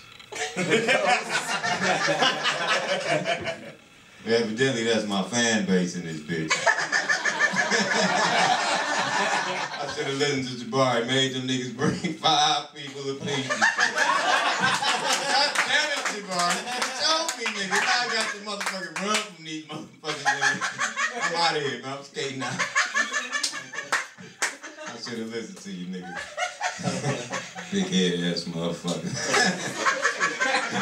Oh, man. It's cool, man, but this is all part of my fucking plan because I videotape this shit. You know what I mean? I got all the best comedians who I'm friends with, and I wanted to just be in a show with all these funny motherfuckers and put it on videotape. So I'm gonna get rich off you motherfuckers. Nigga! Thank you niggas up. I knew I ain't got nobody to come. I knew I was gonna deal with these motherfuckers. I'm gonna pay you, I'm gonna pay you, camera guy. You know what I'm saying? I ain't gonna do But this was all part of my motherfucking plan. See, I'm a motherfucking genius, Jabari. You know what I'm saying? You need to pick in.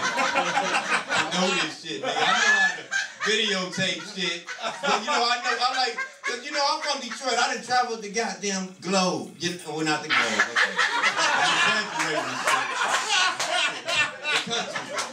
The country.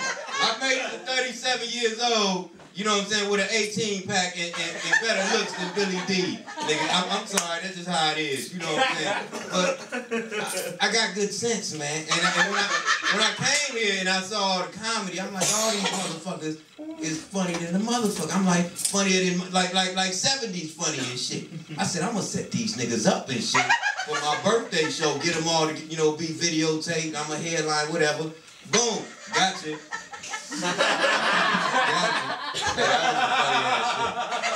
That was some funny. I'm gonna share some shit about all you motherfuckers. Every last one of you motherfuckers. Oh man. I'm gonna get a stool from over there. Is that cool? Yeah, there's a stool over there. I'm not smiling, lady. Yes, you are. Hey, I'm high as fuck, you know what I'm saying? Oh, no joke. Yeah, I'm high and I'm drinking red wine.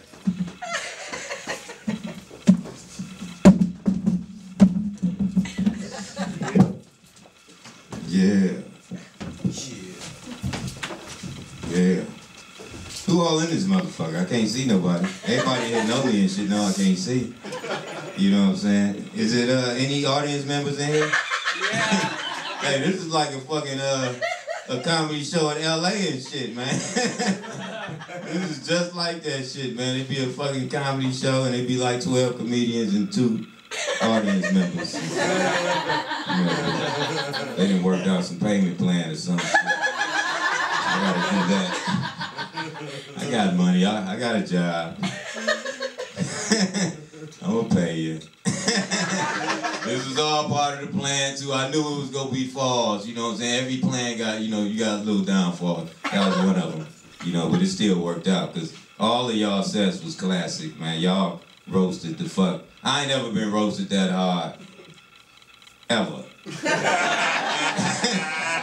That's how you know you're a professional comedian, because I'm from the streets and motherfucker, I grew up getting roasted, you know, but that was epic, man. I'm glad I got all that shit on tape, man. God damn. Oh, man, who I want to start with, though, man? Let's start with the youngest. Loud. You know I'm a truthful nigga. You know I do not do jokes. I just tell it how it is. When I first met Loud, it was at the Purple Onion. He was hanging out. I didn't know who the fuck he is. You know, everybody when they see a person, they judge him off the rip. I don't give a fuck who you are. When you see a motherfucker, you judge him. You know, like, okay, this nigga, look at this nigga. He must be a mulatto.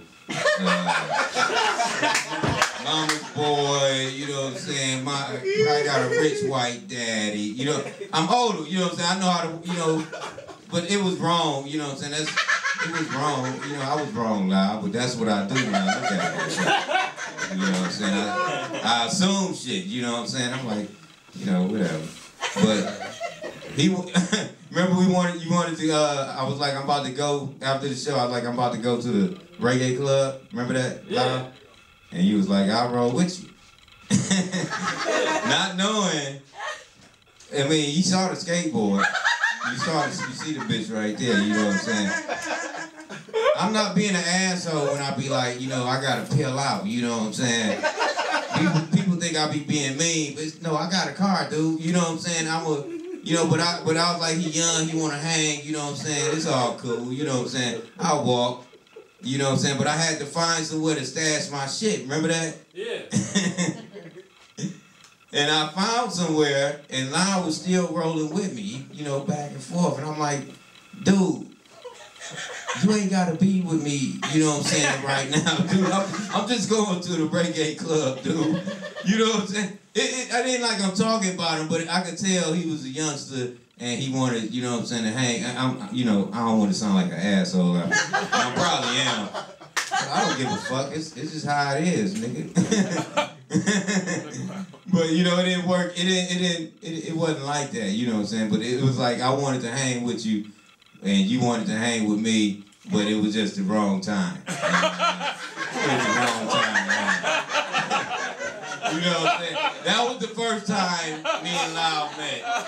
You know what I'm saying? Remember?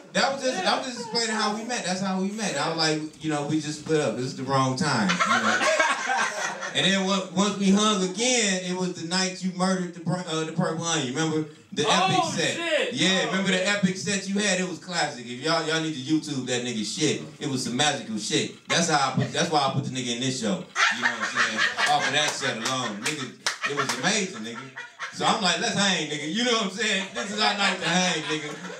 This is our night to motherfucking hang, nigga. He wanted to hang with me, him, Johan, you know what I'm saying? We like the three the hard way up in this bitch. Two youngsters with the old nigga, you know what I'm saying, hitting the street. You know what I'm saying? And we going to Johan car. We was up on like past Broadway or somewhere.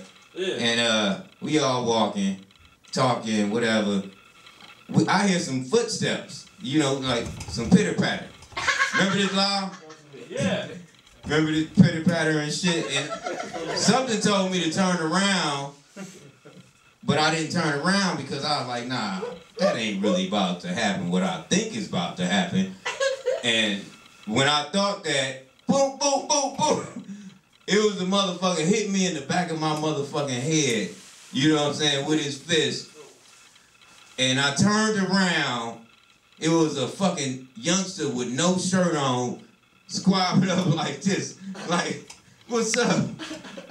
And I'm like, what the fuck? And then his homeboy running in front of him like, hey, dog, no, he fucked up right now, all this is going on between me and this dude.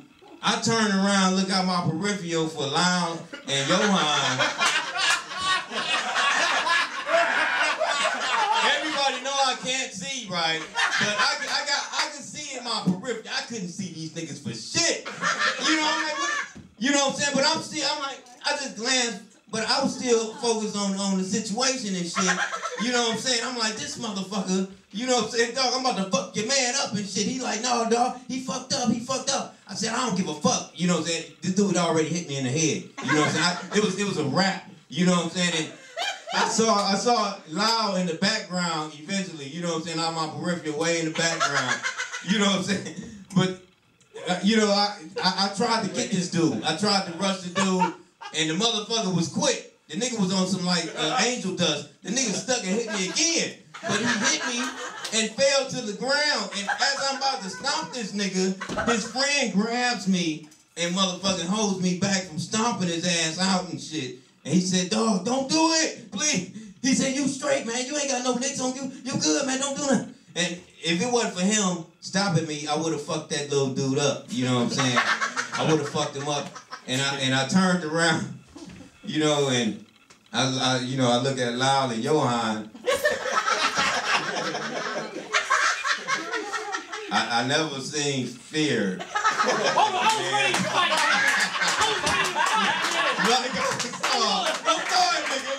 never saw fear in a nigga's eyes like I saw that night, nigga. I didn't want to tell nobody, but I am tonight, okay? Nigga, you was more scared than Johan, nigga. This nigga was frightened, nigga. Frightened. All the commotion was on me. He didn't get hit or nothing, you know what I'm saying? But that's when I realized this ain't the D, man. It would have been a fucked up situation if he was like some of my other homeboys. You know what I'm saying? It would have been fucked up. It would have been dead bodies, helicopter. You know what I'm saying? So it worked out. And I always told my homeboys back home and whoever I hung with, dude, I can handle myself. I don't need you niggas. You know what I'm saying? You niggas, cause I'm not a drug dealer. I never sold dope and all that. But coming from Detroit, that's all you know. Everybody you know is a murderer, a drug dealer, a thief, or something. You know what I'm saying? And most of them are drug dealers. And they all get, you know, they be like, oh, nigga, you know, just too much. So I appreciate that you turned out to be a little coward that night, nigga. You know what I'm saying?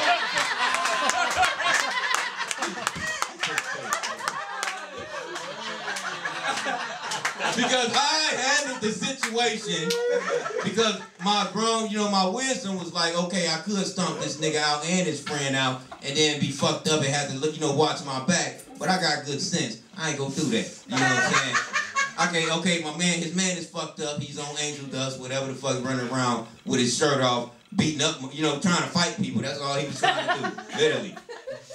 Ass loud, he was there. You can ask loud, but it turned out to be cool, but that was a loud experience, man. That's my nigga right there. Get ride or die nigga right there, boy. Oh shit. Oh man. The nigga that put me on got one of the largest heads of any friend that I've ever had in my lifetime. He's a motherfucking genius. Give it up for Jabari Davis, y'all. Give it up for that nigga.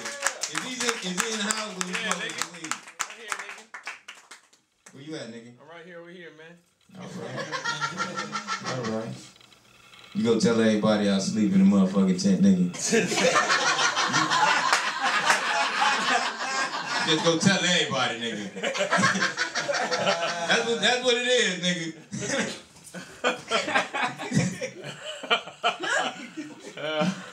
Everybody know I'm a nature nigga and I'm proud of it. You understand this, nigga?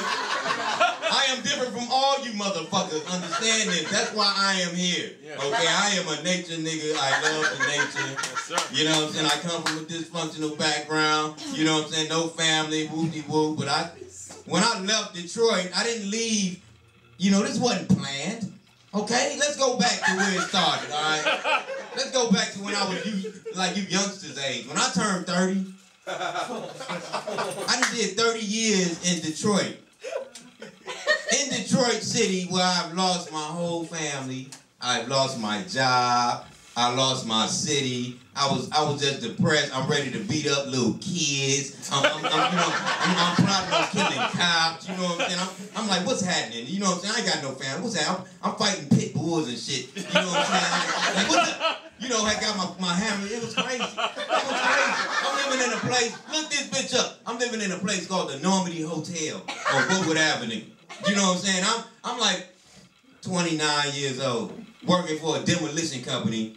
A dead-end job. I'm talking about modern-day slave shit. Y'all know about Willie Lynch? Yeah. Black, dark skin against light skin. That's how this nigga ran his shit. This motherfucker had the dark-skinned supervisor go against the light-skinned supervisor, and we was the motherfucking house. You know what I'm saying? It was like we was the field slave at this demolition place. That's how I worked at this place, dog. That's the job I had, and we was the work was so. You could die on this shit any day. Swear to God. 6 days a week, you could die. I'm on scaffolding, I'm on roofs. You know what I'm saying? I'm doing all type of shit in the cold. This is how I work. This is where the 18-pack come from, goddammit. Hard work, motherfucker. You know, but that's what my mama taught me to work with my hands. And since I didn't resort to, you know, selling dope, like you know, Big Head over there, you know what I'm saying? I never gave a fuck about money. You know what I'm saying? I'm like, you niggas think y'all the shit cause y'all got money. Nigga, that don't mean shit. That's that white man shit, nigga. You know what I'm saying? I don't give a fuck, nigga. I was born bad, homeboy. You know what I'm saying? The money don't mean shit, so I never chased that shit. You know what I'm saying? I earned my shit with my hands, and my mama taught me that. You know what I mean? To be a motherfucking man and not be no little dope peddler. You know, so I had to work. You know, and I had to work some fucked up shit. And in Detroit, I was doing good because that was a job. You know what I mean? And I had a place to stay at the Normandy Hotel where I paid $104 a week, and it was raggedy than a motherfucker. But my room was the shit. It was, you know what I'm saying? I had connects with the manager. He hooked me up with the best rooms in the motherfucker. You know what I mean? It's called the Normandy. Look it up, the Normandy Hotel, nigga. It was my palace. Had cable TV, you know what I'm saying? The TV is right. Right next to the bed too, dog. Like he go to bed, he go to TV. A nigga was 185 pounds in Detroit, nigga. I was a husky nigga in the D, boy. All I did was eat fucking greasy fucking Coney Island and fucking watch BET and videos and shit. You know, and fuck with my little girlfriends every now and then. The place was so bad I couldn't even bring my daughter there. You know, but this is what I was settling for because like I said, I lost my whole family. I'm not even gonna get off into that shit. That's a whole nother show. You know what I'm saying? But I had, you know, so I was a loner in the D. And Detroit is a family-oriented town. If y'all don't know, it's a lot of, you know, it might look fucked up, but it's a lot of families there. And I didn't have no family, so that's why I'm stuck in the Normandy Hotel and I'm going through all this bullshit, whoop-de-whoop. You know, so I went through a midlife crisis when I turned 30. I turned 30 and I said, dig this, man.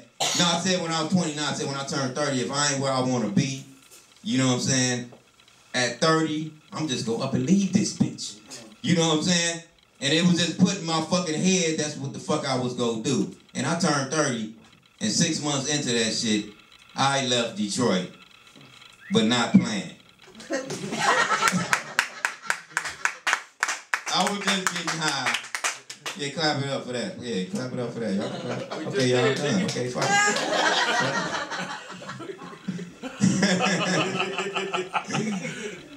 But I was just getting. It was just a time. Shit happens when the lines, you know, the stars align, all that shit, whatever. Shit happens. You know what I'm saying? A lot of weed smoke, a lot of beers. You know what I'm saying? Shit happens, man. And I was just getting high. It was payday. I remember we get paid on Monday, and my homeboy was the weed man. So he worked with me. So I bought an ounce of this shit called Platinum. It wasn't no Platinum Kush, believe that. It was Platinum, you know, just Detroit shit. You know what I mean? But it was some good ass shit. And we smoked like 4 blunts. And all we did every fucking payday was complain about Detroit. Complain about our job. You know, it was a city, you know, all we did was complain, and we steadily smoking blunts, and I'm drinking and shit, and you know what, I just got sick of complaining and shit, and I just said, dude, drop me off at the strip club, man. It's a mecca of strip club in Detroit. If y'all don't know, it's very underground. That's where I got all this game from. Well, you know how I'm so cool with the ladies and shit, they come from strippers. Okay, whatever, don't laugh. I don't give a fuck, that's true shit. I fuck with a lot of strippers in my day, and Detroit got a lot of strip clubs. And that's why I got, you know, talked to a lot of women and shit. So I told him to drop me off at the strip club, and that's the last time he saw me and shit. He dropped me off. I went in there and I was high, still steadily smoking this platinum, whatever the fuck. You know, I'm on one and I'm like, you know what? I'm talking to this stripper. Her name was fucking Treasure. I remember her name. I got the bitch card in my wallet if y'all think I'm bullshitting. I keep a reminder, I swear to God. But I knew the bitch, you know what I'm saying? And I would always, you know, get lap dances with her and shit. And she was one of them strippers that like to talk, you know, because I didn't have no family, if y'all don't understand. I needed somebody to talk to. So I would talk to strippers. You know what I'm saying? She was one of the ones that I would talk to. And I said, dig, bitch, I'm going through a fucking, like, midlife crisis and shit, you know? I'm ready to kill everybody at my job, you know what I'm saying? I'm looking at little kids ready to throw them off the, bridge. You know, I don't think nobody loves me, you know what I'm saying? I think I just need to leave Detroit, you know? I'm sick of this shit, you know? And I was like, what you think I should do? And she was like, you know what? You should just get the fuck on, nigga. Fuck it. Just do what the fuck you want to do. And that's all I needed was a second opinion.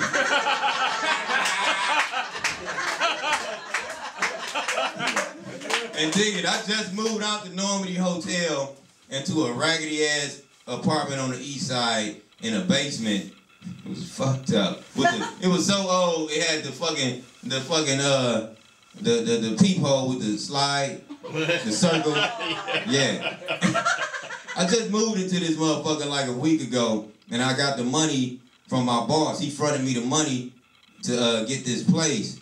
And I really didn't want to pay him out of this fucking, you know, my check. That's another reason I was thinking about bouncing too, because I had to pay him like $500. And I was like, and that was another, you know, I was looking at my check was like $800. You know, we got paid every 2 weeks. I was only getting like $9 an hour after 3 years, you know, doing demolition work, real man work. You know what I'm saying? And I had to break off $500 that I had to get to this motherfucker to move in this little raggedy ass east side apartment. And you know, that's what did it. When I moved, when I was like, I'm sick of, you know, I done been through too much to settle for this bullshit. You know what I'm saying? I'm living in the Normandy Hotel, and I'm like, my life you know, I done been through too much to have to settle for this east side, you know, bullshit. And I don't feel like giving this nigga no $500. You know what I'm saying? So, you know, I needed that second opinion. You know what I mean? And I went to my motherfucking pad on the east side. I'm still high than a motherfucker now. You know, I'm drinking too. You know, I wasn't drinking red wine at the time. Oh boy, I was drinking like Budweisers and Hennessy and shit. You know what I'm saying? Just juiced up, weeded up. I you know, packed my little duffel bag. You know what I mean? And caught the bus to the Greyhound station. I went to the Greyhound station, and I said, give me a one-way ticket to New York City, bitch. And that's where it began. And I passed out on the Greyhound bus. And I woke up. I remember looking up out the window and seeing Hines Ward on the billboard. I said, what the fuck is Hines Ward doing on the billboard in Detroit? And I'm like, and I stood up and I had my ticket in my hand, and I'm shaking, looking at the ticket like, nigga, what the fuck did you do, nigga? What the fuck did you do, nigga? Did you just motherfucking leave town and didn't tell nobody? And didn't motherfucking tell your daughter, nobody, nigga, your friends? What the fuck did you do, nigga? And I'm like, and I looked at my phone, I had like 20 missed calls on my motherfucking phone. And it was at that point like, I was in too deep. I got a one-way ticket to New York City. I got so high, I did that. When you think of something, and when you, like the life I had, it just, you know, it just was unplanned. You know what I'm saying? I didn't plan this shit. And I just went with it, you know what I'm saying? I said, fuck it, dude, you know what I'm saying? I was scared to death though, believe me. All this toughness comes after. Because when I realized I was secure in Detroit, I was leaving home. Even though I ain't got no family, I was leaving my house, my mother. You know what I'm saying? But I did it on some high shit. Like, fuck you, bitch, I'm out this motherfucker. And then you realize, like, nigga, you might die doing this dumb shit, nigga. Do you know anybody in New York, nigga? You know what I'm saying? Nigga, where the fuck you gonna live, you stupid motherfucker? See, if I had family, they would have told me that shit. You know what I'm saying? My friends used to be like, nigga, you need to quit talking like that, nigga. You know, like everybody, you know, because I lived in New York in 2001 and 2002 because my baby mother's from New York. But I went back to Detroit in 2002. And that was a story in itself because I went to New York right after 9/11. My daughter and my baby mother was out there. Less than 3 weeks into me staying with her and her sister, I was sleeping on the 2 train. Because I managed to get kicked out on the streets of New York in less than a month, you know what I'm saying, in 2001 and 2002, but we not even gonna go off into that one and shit. But that's why I went back to New York, so I did know, I have worked in New York through Labor Ready. Everybody know I worked through Labor Ready. Labor Ready's all over the country. That's the only reason I went to New York, but still, that was 3 years later. This was 2006. I had went to New York in 2002. Yeah, that was 2002. And this was 2006. Don't laugh at me because I'm drunk and shit. But that's how it all started, man. I ended up motherfucking going back to New York. I'm not gonna get off into that shit, dog. I'm not even gonna get off into that shit.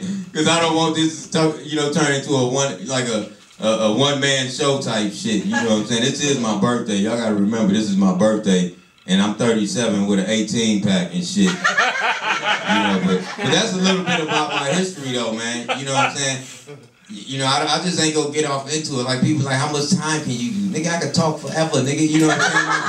I lived a real life. Like I'm 37, nigga, I might not look old and all that motherfucker. Believe me, my mind feel old than a motherfucker. Understand this.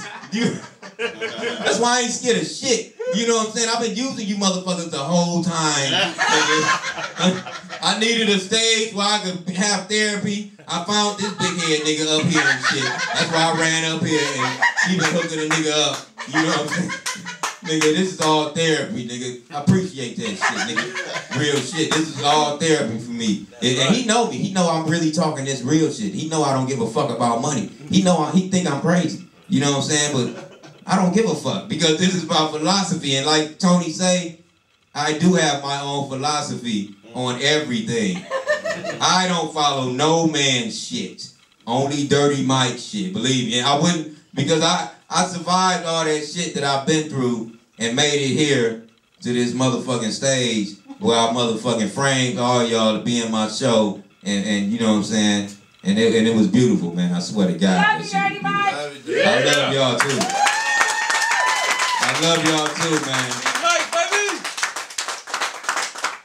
That's that clap to, like, nigga, get off the stage. We ready to go home, nigga. I know what that clap is. I got good sense, y'all. You know what I mean? I didn't make it to this age with nonsense. I know where y'all want to go, believe me. I'm not gonna waste y'all time. Nah, fuck you, nigga. You ready to go, nigga. You like me right now, nigga. Nigga, I see you, nigga. Nah, nigga. Nah, I do this all day, every day when I'm not at work. I mean, you know, when I'm not here. That's why ain't nobody show up. None of the people I told to show up showed up because they get entertained for free all the fucking time just working with my ass. So they like, nigga, please, nigga, we ain't gonna pay to see you when you work with us. You know what I'm saying? That's the type of friends I got. Fuck them, you know what I'm saying? But at least I got my comedy friends. Y'all the friends for real, man. And y'all talked a lot of shit about a nigga.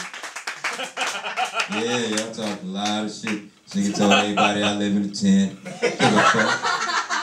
I still get pussy, nigga. And I know I can move out that tent anytime I want to. Understand this, I make the money, you know what I'm saying? I got the women. This is my life. I done been there, done that some 10 kids ago. Understand I didn't live, dude. You know what I'm saying?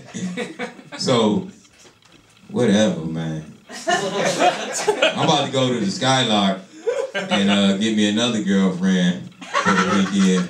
Because it's still my birthday, technically. And this is the only club that let me bring my skateboard in there and shit. That's my real. If y'all want to see how old I am, just look at all the scars on that motherfucker. I didn't have that skateboard for down there 5 years. It done been all over the country with me. I be like, look at, I show my age in my beard and in my eyes and in my skateboard. That's why I always wear sunglasses. Cause you know, I won't fuck y'all heads up. But look at all the, you know, look at that bitch. That's me. That's how my mind feel, man. But it's been fun, man. Yeah. Thanks for being here. I appreciate it. We gonna work out a payment plan for this shit. I love y'all to death, man. I'm good, man. One thing for Dirty Mike, come on. That is beautiful, Mike. That is, you know what, Mike? That was a one-man show.